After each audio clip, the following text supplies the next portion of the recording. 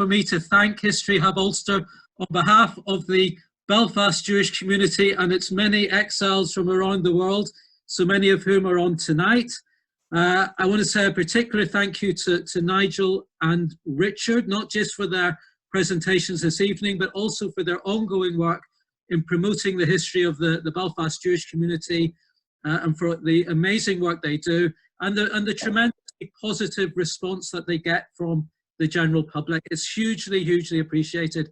I've been asked to give an introduction about the history of the Belfast Jewish community at the time of the Second World War. So how many Jews were there living in Northern Ireland by 1939? Well, according to the census of 1937, there were 1,470 Jews in Northern Ireland, all but 200 of whom were living in Belfast. And whereabouts in Belfast did they live?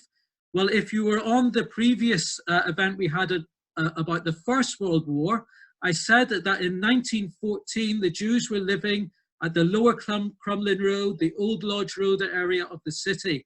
By 1939, this had shifted.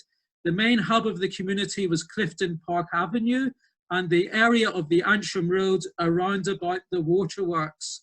The synagogue was still in Annesley Street, but when the community opened the Belfast Jewish Institute in 1927, it was located in the Glandore district, so further along the Antrim Road.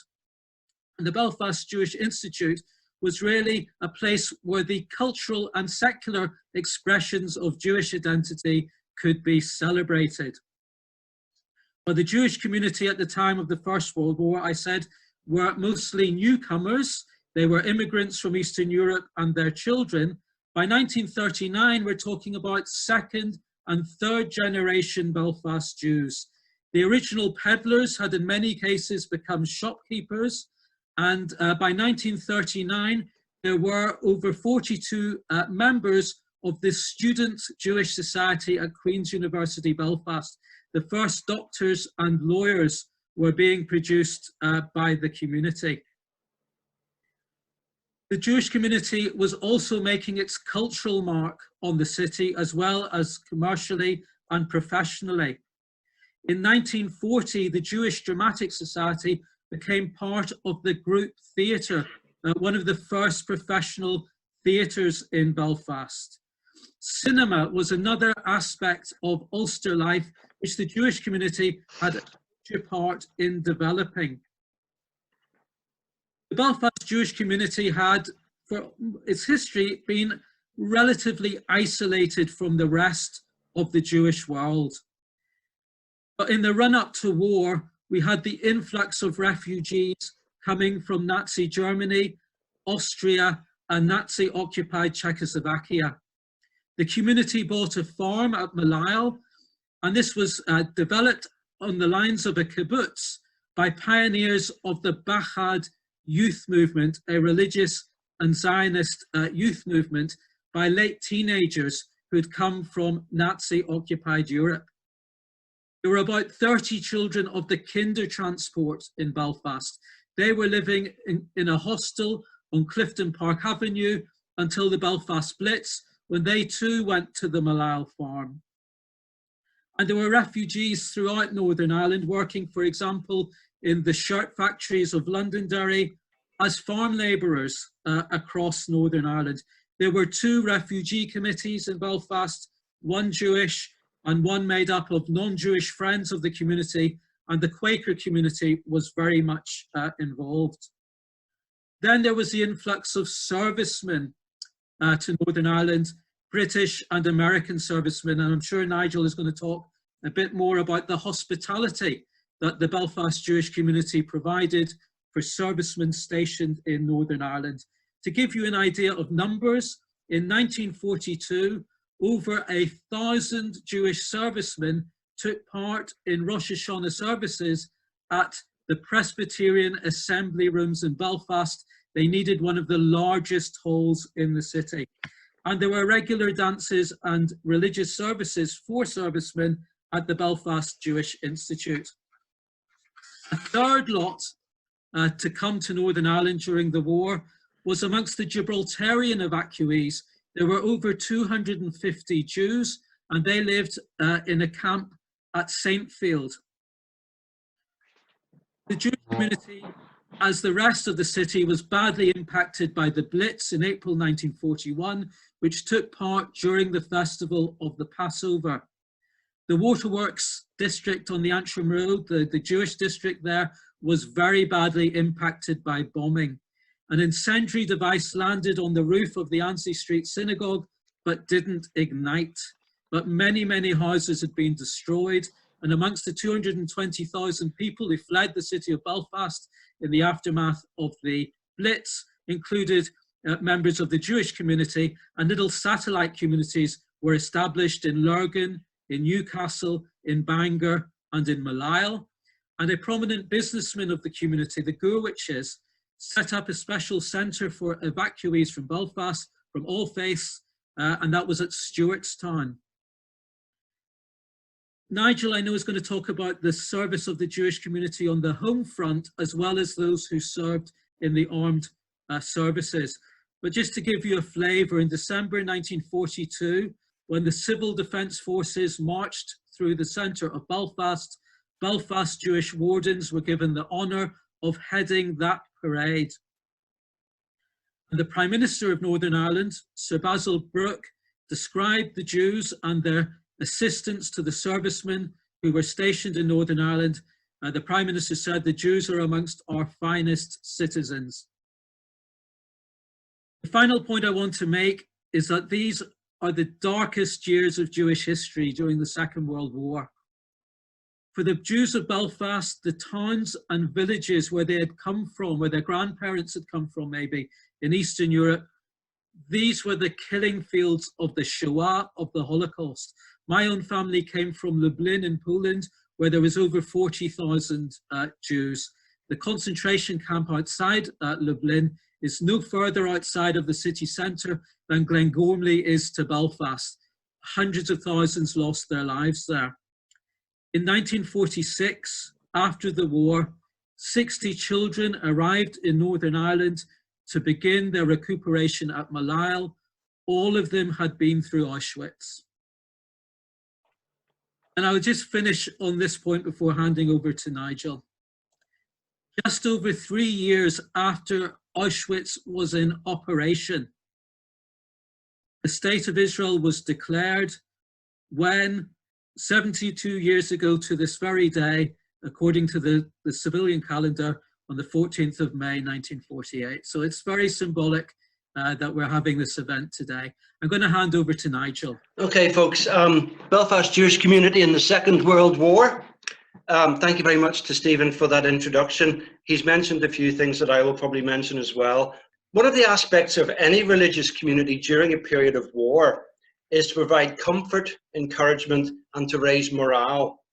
During the Second World War, the Belfast Jewish Institute became a focal point for fundraising, community, and morale boosting events. During this presentation, I will be going through events at the Institute chronologically and interspersing biographies of Jewish servicemen where relevant. This is the only photograph that I could get sourced for me of the Belfast Jewish Institute, and it's following the burglary and arson attack in the 1980s. So starting off in September 1939, Dr. Sidney Jacob Hepworth married Lillian Fisher, a daughter of Jack David Fisher and Rachel Genn. This photograph was taken outside the Belfast Jewish Institute. Sidney Hepworth had received an emergency commission with the Royal Army Medical Corps in 1939, and he was promoted to captain with a regular commission in October 1940. I haven't been able to find out much more about his war service, but it's nice to start off with a celebration, especially when one considers the trauma that the Jewish community faced during the period of the war. In February 1940, the Lady Mayoress of Belfast, Lady McCulloch, visited the War Work Depot at the Institute, which was run by ladies of the Jewish community to support the Ulster Gift Fund. The Ulster Gift Fund would have been providing assistance and support, prisoner of war parcels and so forth. The newspaper caption refers to a Mrs. Burvitz of Antrim Road, So that would be part of the Burbage family who owned the likes of Barris's and so forth. And she was president of the group. Mrs. A. Black, who was secretary, and Mrs. R. Goldstein of 46 Glendore Avenue, who was the secretary. Later that same month, the Daughters of Zion organised a leap year carnival dance at the Dunlambert Hotel, which was formerly the home of Sir George Clark of Workman Clark Shipyard in Belfast. The dance was in aid of the British Red Cross Society and the Daughters of Zion Auxiliary. The latter was founded by Mrs. Renee Gorfunkel, formerly Lipman of Hughenden Avenue, and consisted of young marrieds who wanted to do their bit to raise funds for the British Red Cross and the Jewish Refugee Fund.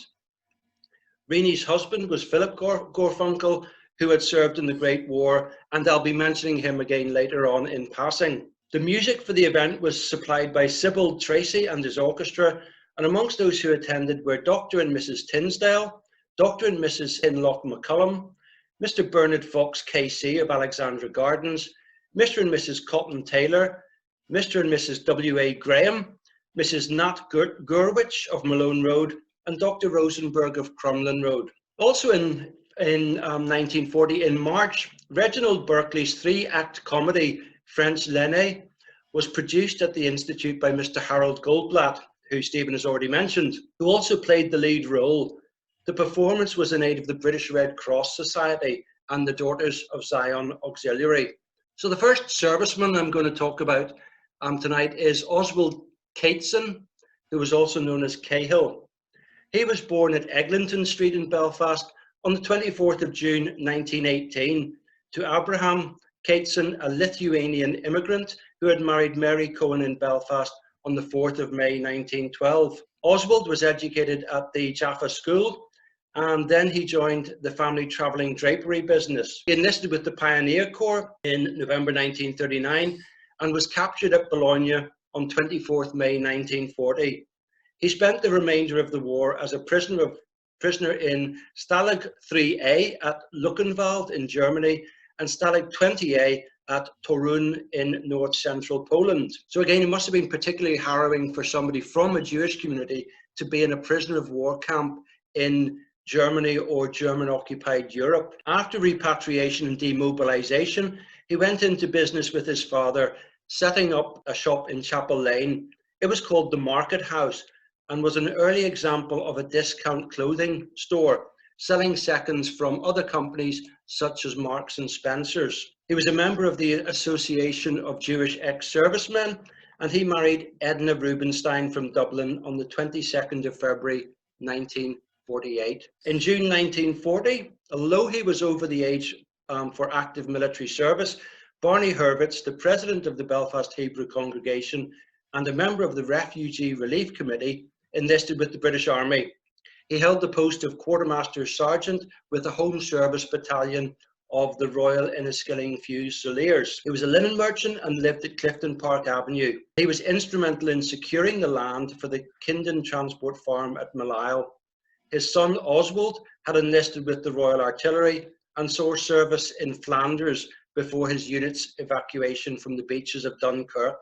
Norman Apfelbaum, not really a member of the Belfast Jewish community, but he's what you might describe as an honorary member because he's buried in Carnmoney Cemetery. He was born in the first quarter of 1913 at Salford to Isidore Apfelbaum and Jane Kenner, being their youngest son. Norman joined the Pioneer Corps and was a guard at an internment camp for enemy aliens on the Isle of Man.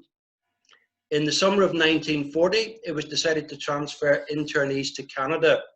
On 30th June 1940, the SS Arandora Star set sail from Liverpool without escort or convoy.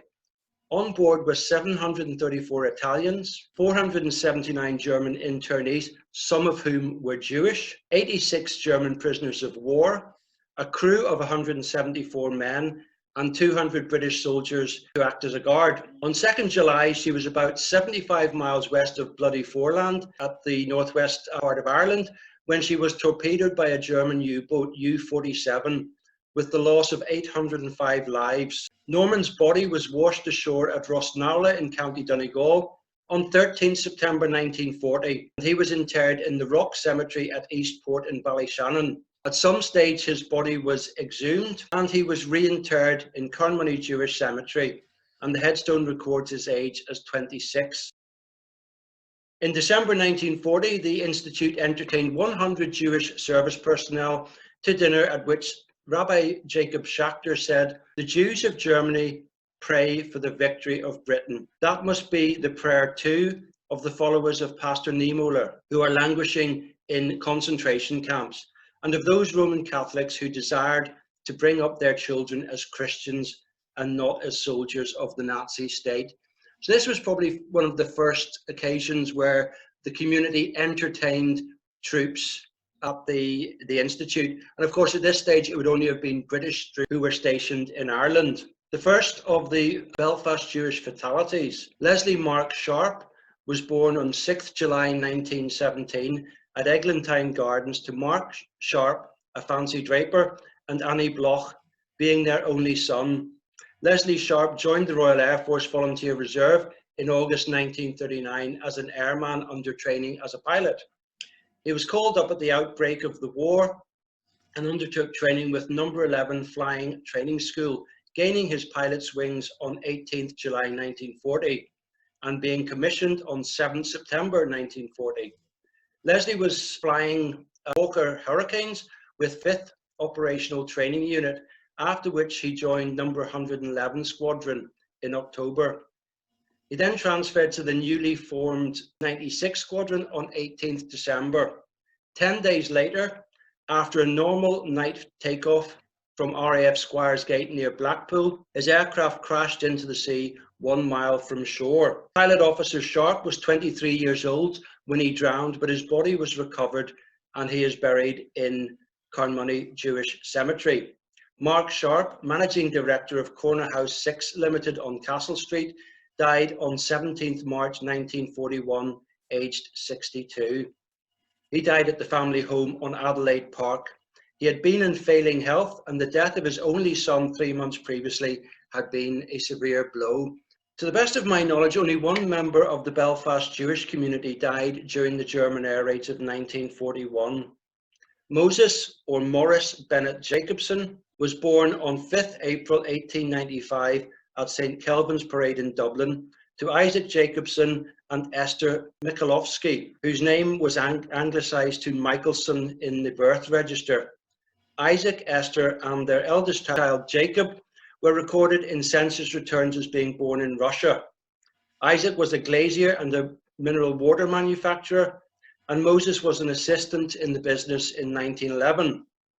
At that stage, the family was residing at Camden Street in the Fitzwilliam area of Dublin. Morris Jacobson was a commercial traveller when he married Jenny Cohen at the Belfast Synagogue in Annesley Street on 13th July 1927. They had 2 children, Claire in 1930 and Faye in 1932. He was listed as the householder at 64 Dufferin Avenue in Dublin from 1929 to 1936 and was listed at the householder at 30 Eglinton Street in 1939. Morris Barnett Jacobson, a member of Shalom Masonic Lodge number 636, was injured at Eglinton Street and died at the Mater Hospital, literally across the road, on 5th May 1941, aged 46. And he's buried in the Carnmoney Jewish Cemetery. My thanks to Richard Graham for the photograph of his headstone. In April 1942, a service of intercession was held at the synagogue. Rabbi Schachter said there was a striking parallel between the ancient struggle against the tyranny of the Pharaoh and the struggle against Hitler and Nazism. The ancient struggle inspiring faith and courage in the current struggle. The service was attended by several Gentile dignitaries, including Sir Crawford MacCulloch, Lord Mayor of Belfast, and Lord Chief Justice Andrews. Rabbi Meyer Berman of the Chaplains Force also participated in the service. After the service, 400 Jewish personnel, including 150 Americans, were entertained to luncheon at the Belfast Jewish Hospitality Committee, with Harry Lewis, Vice Chairman, presiding. a telegram from the Jewish Welfare Board of America asked that the boys be well looked after. I think it is fair to say that the Jewish community in Belfast looked after the American servicemen very well indeed. Included at the top table were a Lieutenant H. Lewis, a Mrs. Lewis, Rabbi Berman, Reverend Wilkinson, Harry Lewis, Mrs. Berman, and Captain George Kuntz of the United States Army. In September 1942, Lieutenant Vivian Joseph of the London Irish Rifles married Beatrice Hurwitz, an actress who was a member of the Gate Theatre in Dublin and then the Group Theatre in Belfast. The bridal gown and headdress were supplied by Rini Exclusive Ladies Wear of Donegal Square West. The wedding reception was held at the Jewish Institute. In December 1942, the Jewish Central Council presented a mobile canteen bearing the Shield of David to the Ministry of Public Security for use in the Civil Defence G District, which covered much of the Duncairn ward. Mr. Louis Hyman, JP, expressed the appreciation of the Jewish community that Jewish volunteers had been chosen to lead a recent civil defence parade, as Stephen has mentioned, and reported that Jewish members of the civil defence had acquitted themselves admirably during the German air raids of 1941. Rabbi Schachter said that the canteen formed one aspect only of the eagerness of every member of the Jewish community to participate in the tremendous task of national defence. None would be worthy to enjoy the benefits of those ideals for which we are fighting, he said, unless he was ready to defend them regardless of the suffering it might involve. In this war, he said, none could be a sleeping partner. Each must play his part in this great campaign. Bernard Edwin Samuels was born on 28th December 1919 in Montreal to Harold Samuel and Rose Anna Dabrowski. He was an insurance broker when he enlisted with the Army in May 1941 and was then transferred to the Royal Canadian Air Force. He was a wireless operator and air gunner with 12 Squadron and served in Northern Ireland from 6th November 1941. Flight Sergeant Samuels died when the Wellington aircraft on which he was serving crashed while attempting to land at RAF Limavady on the night of 31st January 1943. Following a non-operational flight, the impact killed the 6 crewmen of the aircraft.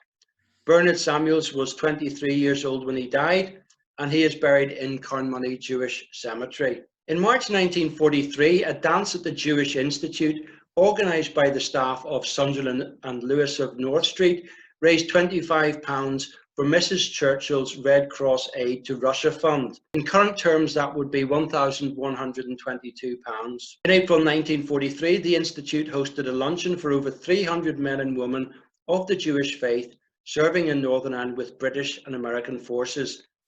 In this image, which was published in the Belfast Telegraph on Tuesday, 20th of April 1943, the Reverend Simeon Isaacs of the Chaplains Force is shaking hands with 2nd Lieutenant Alice Newfield of the United States Army Nurses Corps. Also named in the caption, Deputy Assistant Chaplain General Aitken, Captain W.G. Nolan of the United States Army, and Mr. Harold Lewis, Chairman of the Belfast Jewish Hospitality Committee. In April 1943, the local newspapers reported that Captain Edward Theodore Gilbert, formerly Goldblatt, had been made an Officer of the Order of the British Empire for gallant and distinguished service in the field in Syria. In July 1943, the local newspapers reported that he had been awarded the Distinguished Service Order. Theodore Goldblatt was born at Pacific Avenue on 31st March 1911 to Samuel Goldblatt, a tailor, and Leah Flax, being the youngest of their 5 children. In the 1911 census, his forename was recorded as Victor. He was educated at Methodist College, where he was in the 1927-28 Ulster Schools Cup winning team. He then went on to Queen's University, where he won a triple blue for boxing, athletics and tennis. He obtained his medical degree in 1934 and was in practice on the Woodvale Road in 1939 when he received a commission with the Royal Army Medical Corps. He served in Crete and Syria and North Africa, being taken prisoner at Knightsbridge during the Battle of Gazala in late May 1942. He spent 6 months in a prisoner of war camp in Benghazi, where he treated prisoners, and he was vocal in demanding that the camp authorities adhere to the terms of the Geneva Convention with regard to sanitation and rations. He escaped from captivity and made his way back to British lines. In August 1943, Captain Gilbert married Lieutenant Helen Mary Dawn, known as Hebe Fox, at St Mary's Church at Frensham in Kent. In May 1943, Alec Burbitz, Managing Director of Beres Limited, married Reen Diamond of Hewenden Avenue at the Carlton Restaurant on Donegal Place. Alec Burbitz was a founder of the Jewish Refugee Organisation of Northern Ireland and of the Malile Training Farm for Refugees. He was chairman of the Jewish National Fund in Ulster and the Jewish Youth Movement in Belfast. In 1942, he was chairman of the Aid to Russia Committee of the Russia Today Society. So obviously a very busy man working in the background as part of the war effort. Leopold Herbert was born on 13th May 1912 at North Street in Lurgan to Abraham Herbert, a draper, and Edith Abramovitz. The family was still living in Lurgan in 1918 and was residing at Clifton Park Avenue in 1932. Leopold Herbert attended Queen's University Belfast and graduated in 1934, receiving his medical doctorate 4 years later. After qualification, he was houseman at the Guest Hospital in Dudley, later becoming Assistant Medical Officer at St Stephen's Hospital and Senior Assistant Medical Officer at the Beverley Road Hospital in Hull. Leopold was gazetted as a lieutenant with the Royal Army Medical Corps on 26 September 1939 and served in various theatres of war. He provided medical service on board a troop ship during the evacuation of Singapore, went through the North African campaign as a regimental medical officer. Captain Leopold Herbert was serving with 186th Field Ambulance when he was killed on active service in Sicily when a shell landed directly on top of his regimental aid post on the 27th of July 1943. He was 31 years old and is commemorated on the Casino Memorial, the Queen's University War Memorial, and the Lurgan and District War Memorial. He was awarded the Military Cross for his actions in Sicily, and his commanding officer wrote of him as a cheerful, useful, brave, and efficient doctor who could be relied on to do excellent medical work no matter how difficult the circumstances. In 1946, a number of Leopold's Jewish fellow graduates instituted the Leopold Herbert Prize at the QUB School of Medicine. Albert Abraham Goldstone was born in Manchester in 1922 to Philip Goldstone and Gitla or Kate Lobel, and he was educated at Chorlton High School in Manchester. Albert enlisted with the Royal Air Force in February 1940, being posted to 143 Squadron, which had been formed at RAF Aldergrove on 15th June 1940 as a coastal command fighter unit, and it was employed in anti-shipping and anti-submarine missions. At 05:15 on 1st August 1943, Sergeant Goldstone and Sergeant Watts took off from RAF Northcotes on a reconnaissance flight in a Bristol Beaufighter. Their aircraft never returned, and Sergeants Goldstone and Watts were subsequently confirmed as having died on 1st August 1943. Sergeant Goldstone was 21 and he's commemorated on the Runnymede Memorial in England. This is the only RAF fatality with the surname Goldstone or variants and the initial A. The memorial in Carnmoney Cemetery refers to Albert as being killed in action over Hamburg in 1942, and the inscription includes the words from Laura Binion's poem For the Fallen. They shall grow not old, as we that are left grow old. Age shall not weary them, nor the years condemn. At the going down of the sun and in the morning, we will remember them. I'm aware of only one other headstone in Northern Ireland that has this inscription on it, and that headstone is in the nearby Carnmoney Cemetery. Albert's mother, Kate Goldstone, was a widow and living at Orlock in Whitehouse when she applied for UK naturalisation in 1940, but was living at Glen Road in Craigavad in August 1943 when the Belfast Telegraph reported that Albert was missing in action. The newspaper also reported that two of his brothers were also serving in the Royal Air Force. One of the brothers was Flying Officer John Philip, or Jack Goldstone, who was a member of the Young Men's Christian Association's table tennis club and had been Irish table tennis champion in 1940. In August 1945, Kate Goldstone of North Street donated £100 to the Ulster Memorial Air Club, which was affiliated to the RAF Comrades Association. £100 in 1945 would equate to approximately £4,220 in current terms. Donations from several other individuals and firms were made via Mrs. Goldstone, including Louis Hyman, Mandy Burvitz, LJC Fox, Beres Limited of Donegal Street, and Sunderland and Lewis of North Street. At the start of 1945, the club had purchased 13 Clifton Street, a large house with 11 rooms and bathrooms, to provide a rest centre for RAF personnel and offices for the Royal Air Force Association. That means that the centre to which Kate Goldstone made such a generous donation was located within a couple of hundred yards of the synagogue in Annesley Street. In December 1949, the Albert Goldstone Memorial Cup in table tennis was inaugurated by Philip Goldstone. On 26 August 1943, the Jewish community had cause for celebration when Lieutenant Terence Freeman, Royal Army Medical Corps, married Miss Joan Goldblatt. Both bride and groom were graduates of Queen's University. Terence was a son of Mr. Freeman of Castle Park, and Joan was a daughter of Harold Goldblatt, director of the Group Theatre. While at Queen's, Joan was a member of the Students' Representative Council, honorary secretary of the Dramatic Society, and honorary secretary of the Society for Cultural Relations with the USSR. In September 1943, as part of the High Feasts, 500 British and American service personnel were treated to lunch at the Jewish Institute, which was followed by a service in the halls of Fort William Presbyterian Church, and that was conducted by Captain Saul Amias. Again, a sizable number, and the numbers were increasing each year. 100 in 1940, then 300, and now 500. On 27th October 1943, the Belfast Telegraph reported that leading seaman Abraham Nathan Taylor was missing. He was a son of Morris and Irene Taylor of 2 Indiana Avenue and had joined the Royal Navy in 1937. He had seen action at Narvik in Norway and in the engagement with the Bismarck. He was serving on HMS Rubidus, and she was sunk with heavy loss of life by the German torpedo boats in the Battle of Sept Ile on 23rd October 1943.